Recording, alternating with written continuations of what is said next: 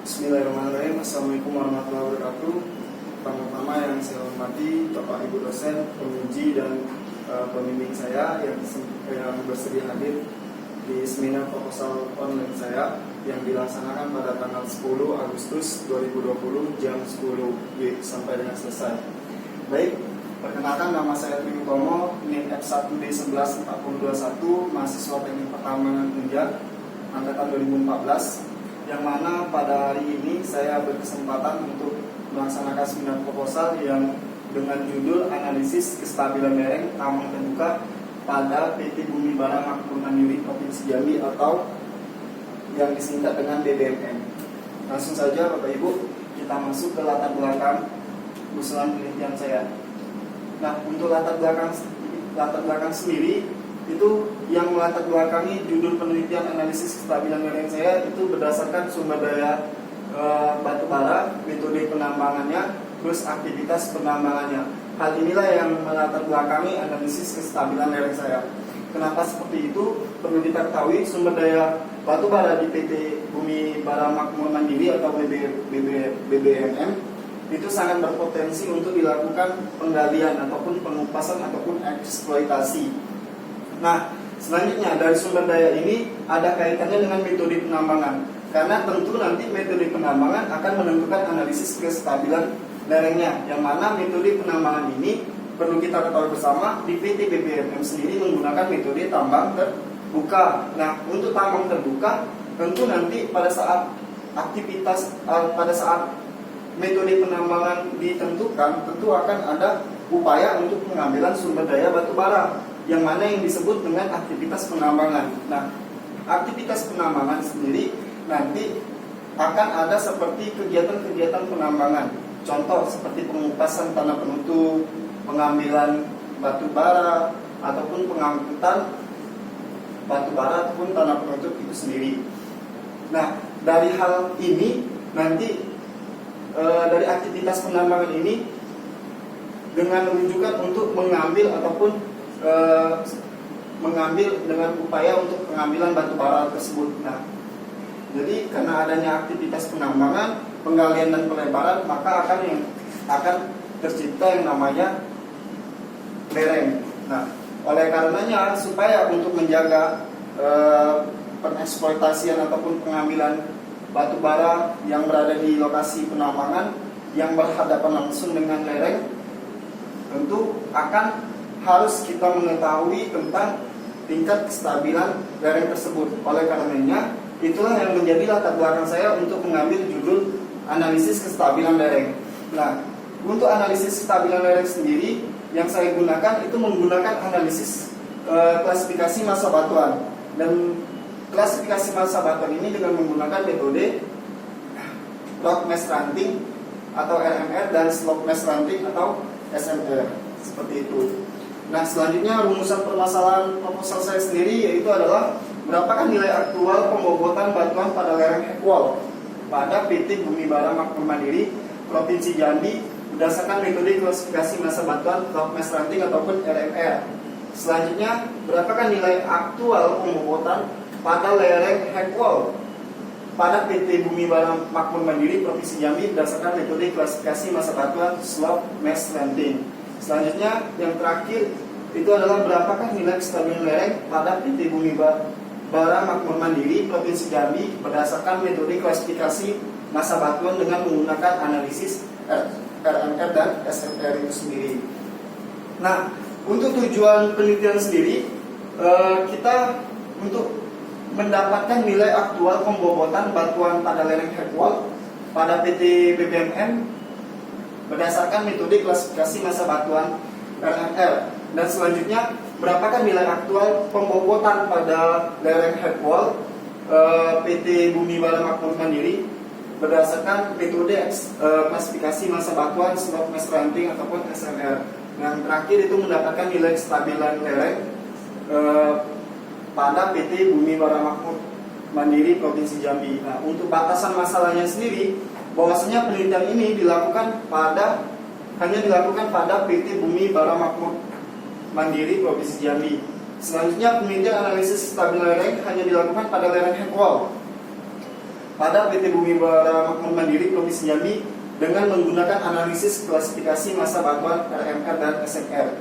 Dan terakhir itu adalah merekomendasikan nilai kestabilan lereng hanya berdasarkan nilai klasifikasi massa batuan RMR dan SMR tersebut. Lanjut.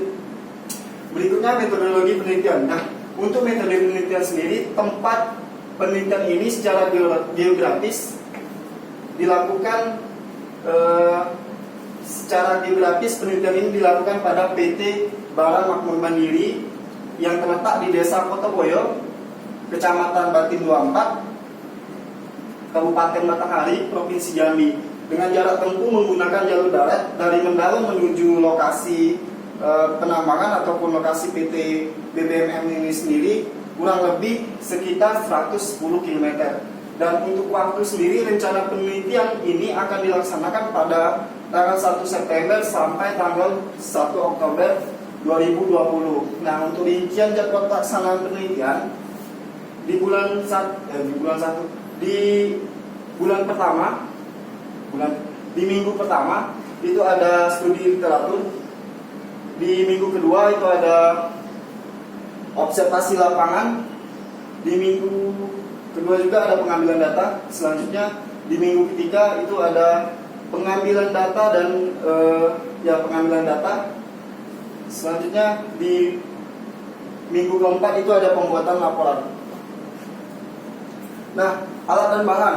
Untuk alat sendiri kita menggunakan GPS. GPS ini digunakan untuk penentuan titik penelitian kita, seperti itu. Nah, selanjutnya meteran. Meteran ini digunakan untuk nanti kita menggunakan scanline, metode scanline dalam upaya pengukuran ataupun pengambilan data RGB atau jarak atau spasi kekalnya nanti. Nah, selanjutnya itu ada kompas geologi. Kompas geologi ini digunakan untuk pengukuran strike dan dip lereng ataupun strike dan dip bidang diskontinuitas atau kekal. Nah, selanjutnya mistar. Mistar ini digunakan untuk mengukur secara detail rekahan ataupun rekahan pada kekal itu sendiri. Nah, selanjutnya alat tulis dan clipboard. Klibometer atau suntur digunakan untuk pengukuran derajat suatu lereng di lapangan. Selanjutnya alat pelindung diri, tentunya untuk alat pelindung diri kita pada saat melakukan penelitian. Adapun bahannya, bahan-bahan yang kita gunakan adalah data-data pendukung dalam pengambilan data yang digunakan untuk menganalisis kestabilan lereng tersebut. Nah, metode penelitian. Metode penelitian ini dilakukan secara empiris dan dilakukan analisis secara kualitatif dan kuantitatif dengan melakukan pengukuran langsung di lapangan berdasarkan parameter yang digunakan untuk mendapatkan nilai kestabilan lereng yang baik dan dengan didasari oleh metode, tentunya metode klasifikasi massa batuan RMR dan SMR kali ini. Nah, kita lihat di sini bahwasanya ada studi literatur. Tentu kita menggunakan studi literatur, studi lapangan ataupun survei lapangan. Hal ini dilakukan tujuannya agar membantu ataupun mempermudah dalam pengambilan data. Nah, untuk studi literatur sendiri kita menggunakan studi literatur menggunakan jurnal-jurnal ataupun karya ilmiah ataupun skripsi dari teman-teman yang terlebih dahulu melakukan penelitian tentang analisis kestabilan lereng, tentunya pada metode klasifikasi massa batuan RMR dan SMR. Nah, selanjutnya pengambilan data. Pengambilan data ini ada dua data yang perlu kita ambil, yaitu data primer dan data sekunder. Nah, untuk data primer itu ada dua data yang nantinya data ini kita ukur langsung di lapangan dan menjadi data untuk mendapatkan nilai dari RMR dan SMR. Nah, untuk data RMR sendiri itu kita menggunakan uniaxial compressive strength ataupun UCS, dan selanjutnya itu ada rock quality designation atau RQD, dan selanjutnya itu spasi diskontinuitas ataupun kekal, dan selanjutnya kondisi diskontinuitas ataupun kekal, dan kondisi air tanah. Nah, dari kelima data inilah yang nanti akan mendapatkan nilai dari RMR. Dan selanjutnya data primer berikutnya itu adalah data SMR. Untuk mendapatkan data SMR, kita harus mendapatkan data strike bit lereng dan strike bit diskontinuitas ataupun kekal, seperti itu. Selanjutnya, tahapan pengambilan data berdasarkan parameter RMR. Nah, untuk tahapan pengambilan data analisis RMR sendiri itu menggunakan 5 parameter. Yang pertama itu tentu adalah UCS, merupakan kekuatan dari batuan utuh yang diperoleh dari hasil uji kuat tekan uniaksial di laboratorium. Selanjutnya itu ada RKD. Nah, RKD ini memiliki 2 rumus. Yang pertama yaitu adalah parameter RKD diperoleh melalui pengamatan inti bor yang terambil 10 lebih dari 10 cm. Ini apabila kita melakukan pengeboran secara langsung, yaitu pengeboran full coring. Maka dengan itu kita menggunakan rumus RKD sama dengan kalkulasi panjang inti bor lebih dari 10 cm dibagi panjang saturan pemboran dikali 100%. Nah, apabila tidak diperoleh melalui pengamatan inti bor ataupun dilakukan pengeboran secara langsung, maka RKD bisa didapatkan menggunakan sistem scanline. Nah, sistem scanline ini yaitu adalah pengukuran langsung di lapangan yang menggunakan meteran dengan jarak ideal ataupun panjang ideal sekitar 5 meter, seperti itu. Jadi dia per 5 meter sepanjang garis lereng. Nah, maka didapatkan rumusnya RKD sama dengan 100 eksponen pangkat min 0,1 alfa, buka kurung 0,1 alfa ditambah 1 tutup kurung, di mana alfa sendiri itu adalah banyaknya data kekar per meter. Jadi banyak data kekar setelah melakukan pengukuran kekar, maka itu akan menjadi data pendukung untuk mendapatkan alfa ataupun untuk mendapatkan nilai RKD itu sendiri.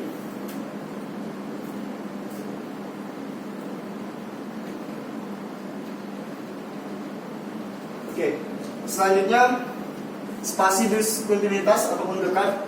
Nah, spasi ini merupakan jarak antara diskontinuitas yang berdekatan dalam scanline.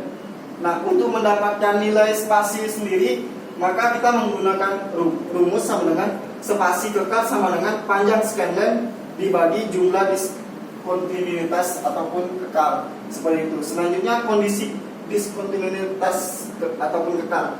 Nah, untuk kondisi kekar sendiri itu dilakukan pengamatan pada diskontinuitas ataupun kekar untuk mengetahui kondisi dari deskripsi tiap bidang diskontinuitas ataupun kekar berupa tingkat kelapukan, kekerasan permukaan bidang kekar ataupun diskontinuitas, dan lebar bukaan serta material pengisinya. Nah, untuk penilaian bobot kondisi diskontinuitas ataupun kekar dapat dilihat dari tabel klasifikasi RMR dan nilai pembobotannya.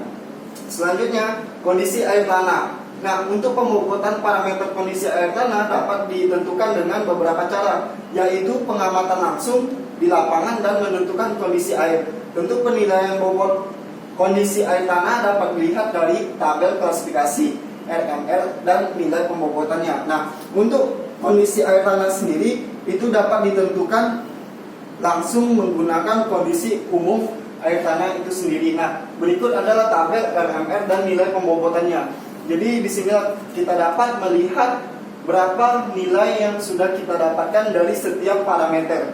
Setelah dapat setiap parameter, maka kita sesuaikan dengan nilai bobot-bobotnya. Seperti itu. Nah, setelah sudah dapat nilai bobot antara parameter 1, parameter 2, parameter 3, 4, dan 5, maka nanti akan menggunakan rumus RMR, yang mana rumus RMR ini sama dengan UCS ditambah RKD, jarak kekar, jarak kondisi kekar ditambah kondisi air tanah, maka sama dengan nilai kualitas massa batu ataupun nilai dari RMR-nya sendiri. Nah, apabila sudah mendapatkan nilai RMR, maka nanti akan ada yang namanya kelas ataupun hasil analisis berdasarkan RMR nanti ditampilkan dalam bentuk kelas. Nah, misal apabila nilai RMR-nya itu didapatkan 81 sampai 100, maka nilainya berada di kelas 1 dan deskripsinya adalah sangat baik. Apabila nilai RMR ataupun bobot RMR-nya didapatkan 61 sampai 80, maka dia berada di kelas 2 dengan deskripsi baik, seperti itu. Dan seterusnya. Nah, berikut tahapan pengambilan data berdasarkan parameter ataupun SMR, menggunakan SMR. Nah, perlu kita ketahui bersama Bapak Ibu bahwasanya SMR ini adalah modifikasi sistem klasifikasi RMR untuk mendapatkan kestabilan dengan menambahkan faktor penyesuaian arah orientasi lereng tersebut dan metode ekskavasi lereng itu sendiri. Nah, untuk parameter SMR sendiri ataupun data yang perlu kita ambil yaitu adalah strike dan dip kemiringan lereng, dan selanjutnya adalah strike dan dip kekar, seperti itu. Nah, untuk mendapatkan SMR tentu kita harus mengetahui mendapatkan nilai dari F1, F3, F2, F3 dan F4. Yang mana F1 itu adalah sejajaran antara strike, lereng dan kekar.